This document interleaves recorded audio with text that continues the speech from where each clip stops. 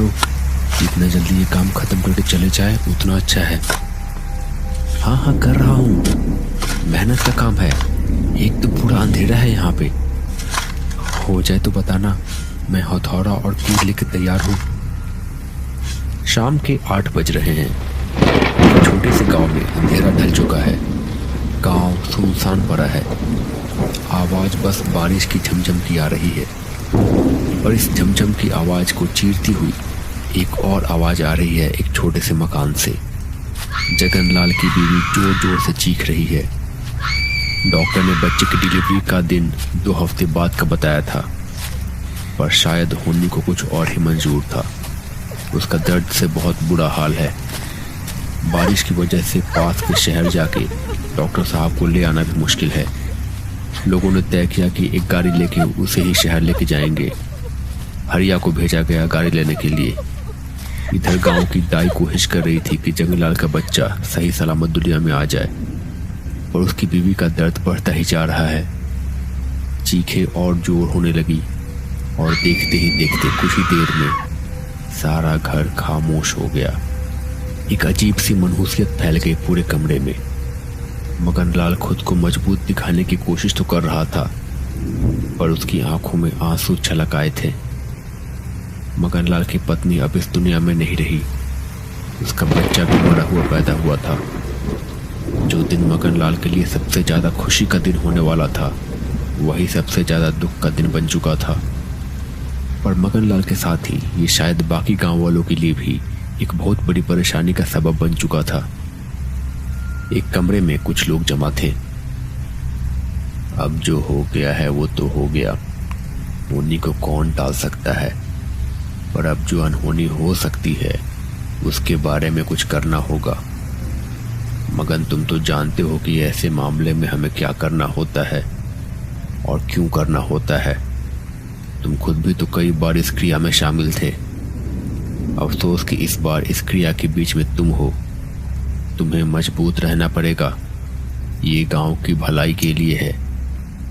आमतौर पे तो हम सब सुबह में ये क्रिया करते हैं, लेकिन आज अमावस्या की रात है, और आज रात भर लाश को घर में रखने का खतरा मोल नहीं ले सकते। तुम सब जाओ और छोटे शमशान में क्रिया को पूरा करो। बाबा के कहे अनुसार सब लोग गांव से ठीक बाहर के छोटे शमशान में पहुंच गए। ये शमशान अलग था। यहाँ पे लाशें जलाई नहीं जाती थी, बल्कि दफनाई जाती थी। कुछ चुनिंदा लाशें, ये उन औरतों की लाशें होती थी जो पहले बच्चों को जन्म देते समय या नवजात शिशु के साथ मर जाती थी, या फिर जिन जवान औरतों की मौत दुर्घटना में या किसी अन्य दुखद तरीके से होती थी। गांव वालों का मानना था कि ऐसी औरतें मरने के बाद चुड़ैल बन के वापस आती है। हरिया, बिरजू, मगनलाल, छगन और बबला रात के अंधेरे में गांव के बाहर छोटे शमशान में पहुंच चुके थे। वहां जाके छगन और हरिया जमीन को खोद रहे थे। जल्दी करो, जितना जल्दी ये काम खत्म करके चले जाए उतना अच्छा है। हाँ हाँ कर रहा हूँ, मेहनत का काम है। एक तो पूरा अंधेरा है यहाँ पे। हो जाए तो बताना, मैं हथौड़ा और तीर लेकर तैयार हूँ। वैसे तो तुम सबको विधि पता ही है, पर फिर भी एक बार ध्यान से सुन लो। तुम्हें बहू की लाश गड्ढे में डालने से पहले उसकी दोनों आंखें फोड़नी है, पैर तोड़ देने हैं और उल्टा करके दफनाना है, और बच्चे की लाश बड़े वाले जामुन के पेड़ के पास वाले खेत के पार दफनानी है, आज रात ढलने से पहले, समझे? बबला, तुम जाना और बच्चे की लाश दफना देना जब तक ये लोग क्रिया को कर रहे हैं। बाबा के कहे अनुसार मगनलाल और बाकियों ने उस औरत की लाश को उल्टा करके दफना दिया। दफनाने के बाद ऊपर लोहे की कील गाड़ दी और पीले सरसों के बीज छिड़क दिए। उल्टा करके इसलिए ताकि अगर वो चुड़ैल बन गई तो भी ऊपर की दुनिया नहीं देख पाएगी। आंखें भी इसी वजह से फोड़ दी गई और पैर भी तोड़ दिए गए, ताकि हर तरह से तसल्ली की जा सके कि वो वापस गांव नहीं आएगी। सरसों के बीज भी उसे कब्र के बाहर नहीं आने देते, और कील उसे कब्र में बांध के रखने के लिए लगाए गए थे। इस बीच बबला बच्चे की लाश को दफना के आ चुका था। सारी क्रिया करके सब अपने अपने घर आ गए थे। कुछ दिन तक सब गांव में ठीक था, लेकिन एक दिन पास के गांव के कुछ बच्चे उधर ही खेल रहे थे। वो बच्चे अनजान थे। खेल खेल में उन्होंने गुल्ली डंडे से गलती से 4 में से 1 कील उखाड़ दी। उसके बाद वो लोग वहां से भाग गए। अब तक गांव में किसी को कुछ भी अंदाजा नहीं था कि आगे क्या होने वाला है। अगली शाम को गांव में सब ठीक चल रहा था, पर अचानक से गांव में बादल छा गए। कुछ ही देर में बरसात होने लगी। चारों तरफ अंधेरा छा गया। बीच बीच में बादल गरजने से कुछ देर के लिए रोशनी हो जा रही थी। छगन और उसकी पत्नी घर में बैठ के कुछ बात कर रहे थे। बाहर बारिश हो रही थी। कुछ बोलते बोलते छगन की पत्नी अचानक से रुक गई। उसकी आंखें बड़ी हो गई। वो जैसे डर से कांपने लगी। उसने देखा दूर केले के पेड़ों के पास एक परछाई थी। अचानक बिजली चमकी और छगन की पत्नी को साफ साफ दिखाई दिया। डर से वो कांपने लगी। बारिश में मगनलाल की पत्नी खड़ी थी, पर ये कैसे हो सकता था? वो तो मर गई थी। मगनलाल ने अपने हाथों से उसका क्रियाक्रम किया था। छगन की पत्नी ने छगन को उस तरफ देखने का इशारा किया। छगन ने खिड़की के बाहर देखा। सामने एक चुड़ैल खड़ी थी। मगनलाल की पत्नी चुड़ैल बन चुकी थी। पर यह कैसे हो सकता था? बाबा के कहे अनुसार उन्होंने क्रियाक्रम को अंजाम दिया था। कील भी गाड़ी थी और सरसों भी छड़के थे और न जाने क्या क्या। कैसे बन गई मगनलाल की पत्नी चुड़ैल? और अब क्या होने वाला है? क्या अब वो सब बच पाएंगे या पूरे गांव को वो निकल जाएगी? जानने के लिए देखिए इस कहानी का अगला भाग। अगर आपने अभी तक इस चैनल को सब्सक्राइब नहीं किया है तो प्लीज इसे सब्सक्राइब कर ले। वीडियो अच्छी लगे तो लाइक करो और कमेंट में बताओ कि आगे क्या होगा। मैं मिलता हूँ बहुत जल्द नेक्स्ट पार्ट के साथ। गाँव में शाम ढल चुकी है। अंधेरा होने वाला है। तेज हवाएं चल रही है। ऐसा लग रहा है जैसे किसी भी वक्त तूफान आ सकता है। गांव के लोग अपने अपने घरों में हैं। दिन का सारा काम निपटा के सब आराम से बैठे हुए हैं। अब बस सब अपने अपने घरों में रह के आराम करना चाहते हैं और ऐसे मौसम में सुरक्षित रहना चाहते हैं। इनमें से एक घर में नई नई खुशियां आई है। पंकज की पत्नी अभी अभी मां बनी है। पालने में बच्चा आराम से सो रहा है। बारिश के भी आसार है। पंकज की मां ने अपनी बहू को समझाते हुए कहा, बेटी, बारिश होने वाली है, आज जल्दी सो जाना और बच्चे का भी ख्याल रखना। इस पे नजर रखना हमेशा। शुरुआत के कुछ दिन अच्छे नहीं होते, बहुत सी मुसीबतें भी आ सकती हैं। हाँ माँ जी। इसके बाद दोनों बैठ के आराम करने लगे। पंकज की मां की आंख लग गई। अंधेरा ढल चुका है। कुछ ही देर में घर के पीछे वाली खिड़की में से हल्की रोने की आवाज आने लगी।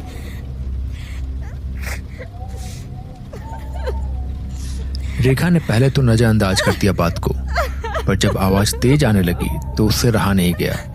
वो उस खिड़की के पास गई। उसने देखा कि सामने एक औरत खड़ी है। उसका चेहरा किसी कपड़े से ढका हुआ है और अंधेरे में खड़ी होकर वो वहीं पे रो रही है। रेखा ने फिर उसे पूछा, क्या हुआ? कौन हो तुम और यहाँ क्या कर रही हो? रो क्यों रही हो? वो औरत फिर भी रोते रही। अरे बताओ भी, कौन हो तुम? क्या चाहिए? फिर अचानक से वो एक बड़ी भयानक आवाज में बोली, बच्चा, बच्चा दे, बच्चा चाहिए मुझे, बच्चा दे। और तभी हवा से उसके सिर का कपड़ा उड़ गया और अचानक तभी बिजली चमकी। उस औरत का चेहरा देख के रेखा के जैसे होश उड़ गए। वो चुड़ैल थी। वो एक अजीब आवाज में हंसने लगी और एक अजीब आवाज निकालने लगी।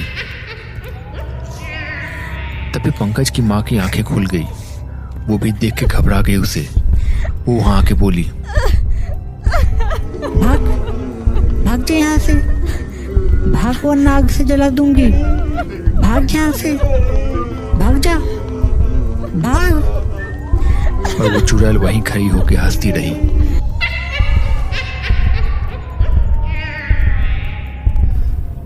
बच्चा दे, मुझे बच्चा दे। तभी अचानक से पंकज बाहर से घर आ गया। उसे देखते ही वो चुड़ैल गायब हो गई वहां से। कौन थी वो? वो चुड़ैल थी। बेटी बच्चे पे ज्यादा ध्यान रख। ये मगन लाल की पत्नी थी शायद। बेचारी चुड़ैल बन गई है। बच्चे से नजर नहीं हटना चाहिए, हमेशा ध्यान रखना इस पे। तीनों सहमे से वही खड़े रहे। अगले दिन सुबह हुई। रात को शायद बहुत तेज बारिश हुई थी। एक जगह कुछ लोगों की बैठक जमी हुई थी। आसपास के कुछ लोग मिलकर इधर उधर की बातें कर रहे हैं। बहुत बुरा हुआ मगन लाल के साथ। बेचारे की पत्नी भी नहीं बची और बच्चा भी मरा हुआ ही पैदा हुआ। न जाने क्या बीत रही होगी उस पे। हाँ, पर अब कर भी क्या सकते हैं। हमने तो बहुत कोशिश की थी उसे बचाने की। वो सब तो ठीक है, लेकिन अब उससे ज्यादा बड़ी मुसीबत हमारे सामने है। मैंने सुना है कि वो चुड़ैल बन गई है। शायद कुछ लोगों ने देखा भी है उसे।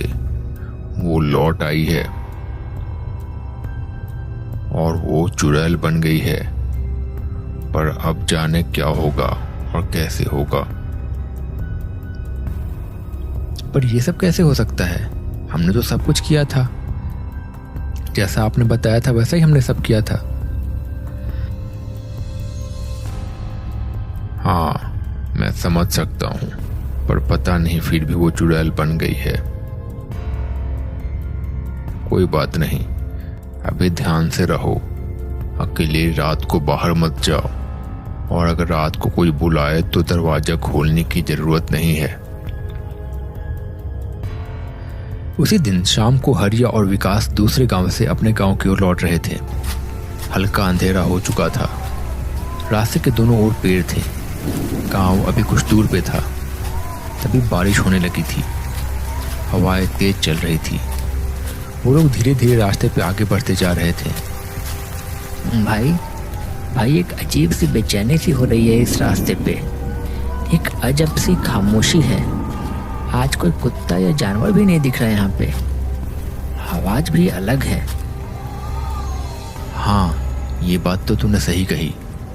मुझे भी अलग लग रहा है। तूने ध्यान दिया?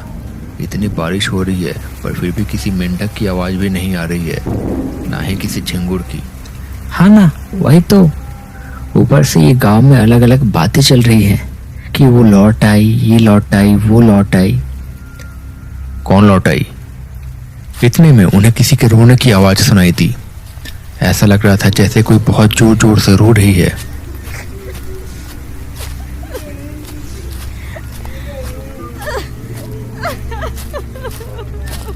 बारिश तेज होने लगी। अचानक विकास को लगा जैसे आगे कोई खड़ा है। उसने आगे की ओर टॉर्च किया तो उसने देखा कि सामने एक औरत खड़ी है। उसकी पीठ उनकी ओर थी और अजीब सी आवाज में वो रोए जा रही है। कौन है वहां? कौन हो तुम? रोने की आवाज बढ़ गई। उसने उनकी ओर अपना सिर घुमा लिया।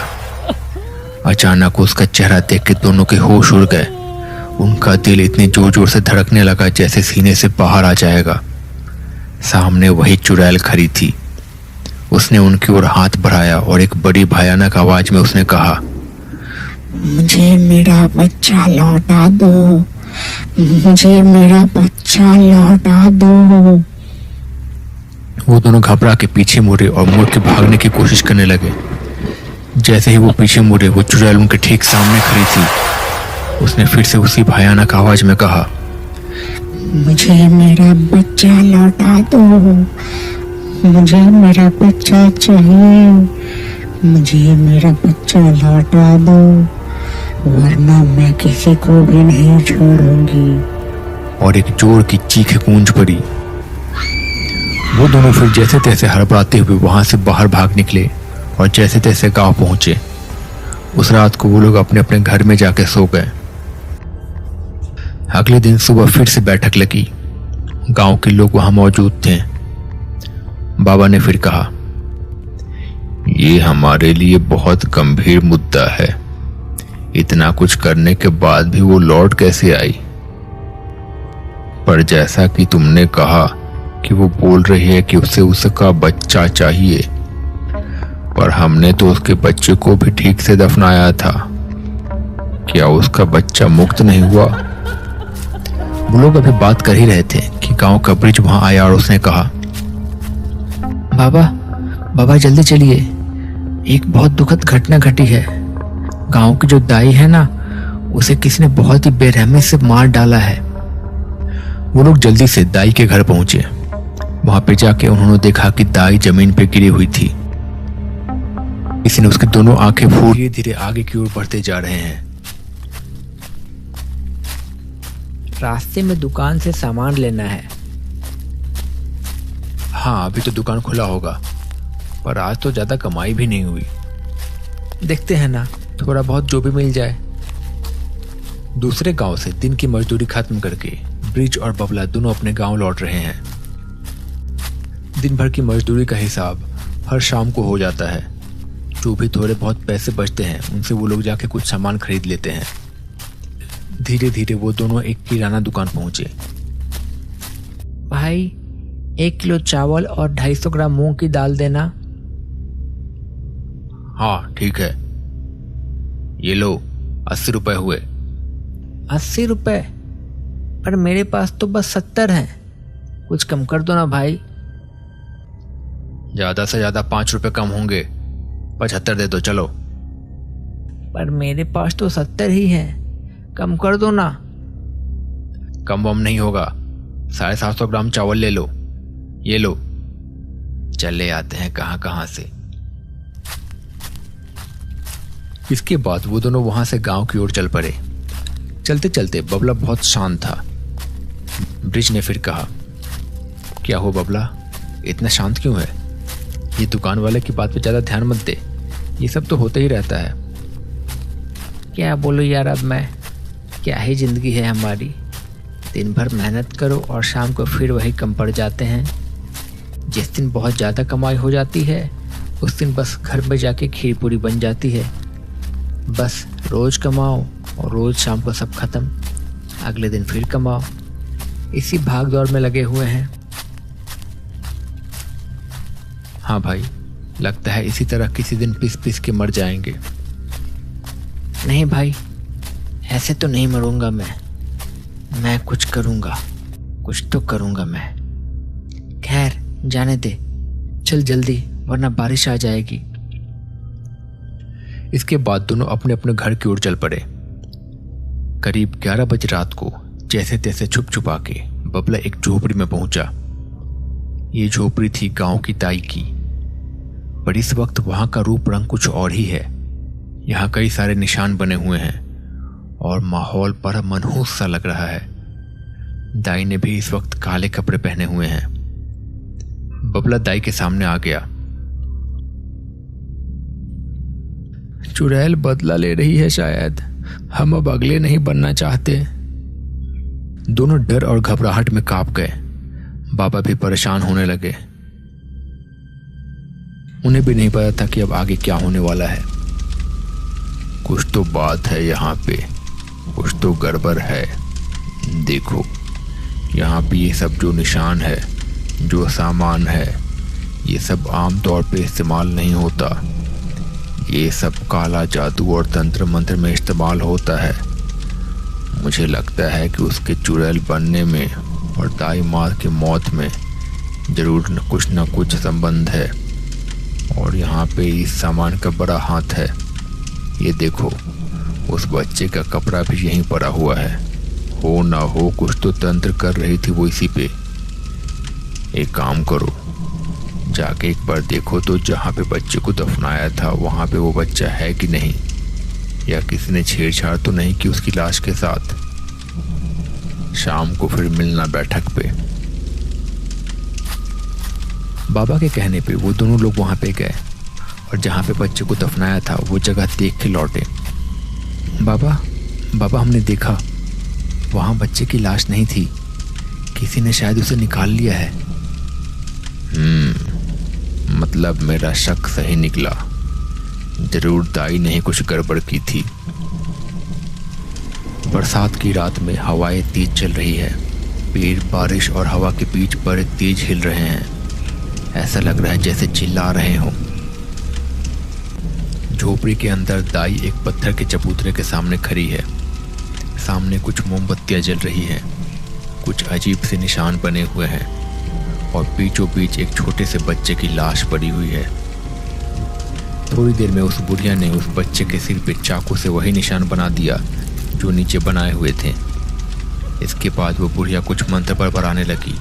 काल की रात, यहाँ रोक दो सब कुछ, ये आत्मा मेरे वश में रहे, किसी और की नहीं। इसके बाद बुढ़िया ने अपनी हथेली काटी और थोड़ा सा खून उस बच्चे के सिर पे गिराया। ऐसा करते ही सामने जलती आग और भड़क उठी और कुछ देर के लिए वहां एक परछाई उभरी।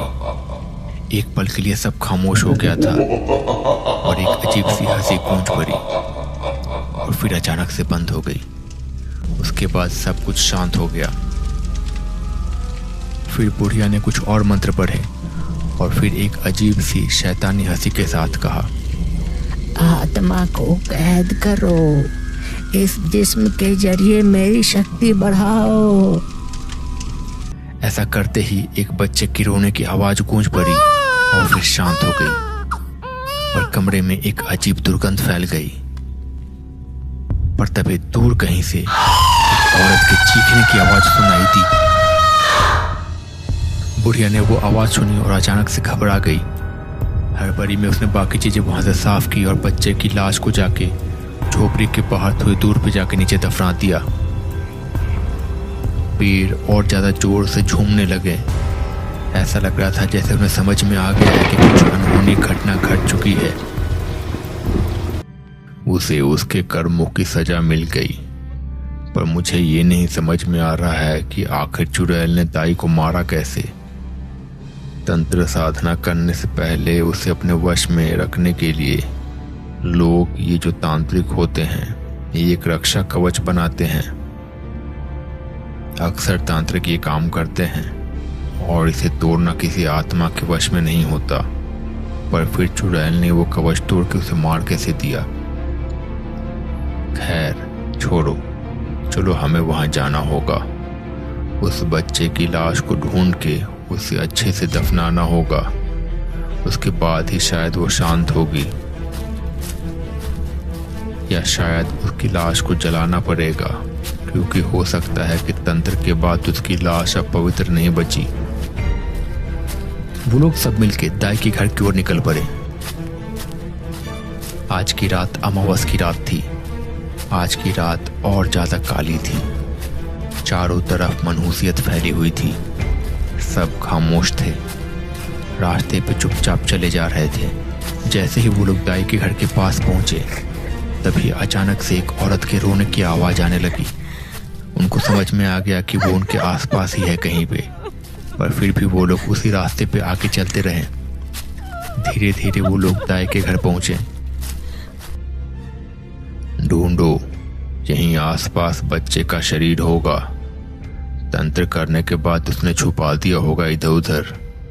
उस बच्चे का शरीर अब शुद्ध नहीं रहा होगा, हमें उसे जलाना होगा। दफनाने से अब काम नहीं चलेगा, पर जल्दी। मुझे लगता है वो चुड़ैल यहीं कहीं आसपास है। हमने जल्दी नहीं ढूंढा तो वो हम सबको मार देगी।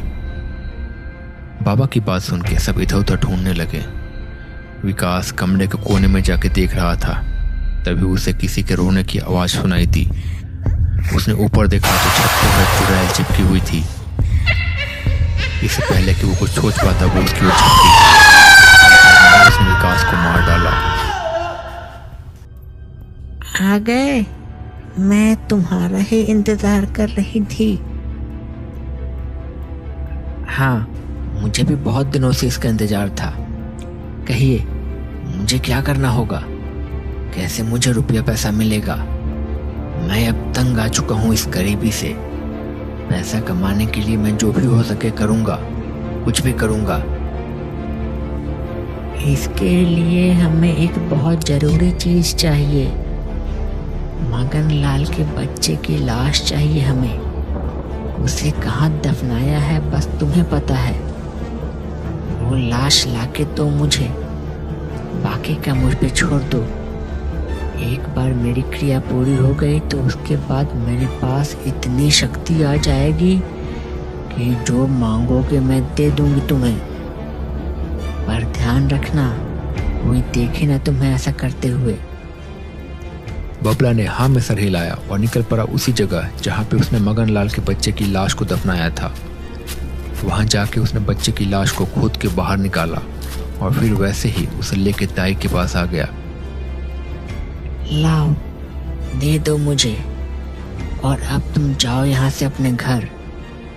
अब यहाँ जो होगा वो देखने की हिम्मत तुम में नहीं है। कुछ ऐसी शक्ति आएंगी यहाँ पे जिन्हें बस महसूस करके तुम अपने होश खो दोगे। तुम अब कल सुबह मिलो मुझसे। अच्छा ठीक है, फिर मैं कल शाम को आता हूँ आपसे मिलने, बस काम के बाद। ऐसा कह के बबला वहां से चला गया। रास्ते में लौटते समय वो वही सोच रहा था कि क्या उसने ये गलत किया, पर अब जो हो गया वो तो हो गया। कुछ पाने के लिए कुछ तो करना ही पड़ेगा। अब जो भी किया है सही है।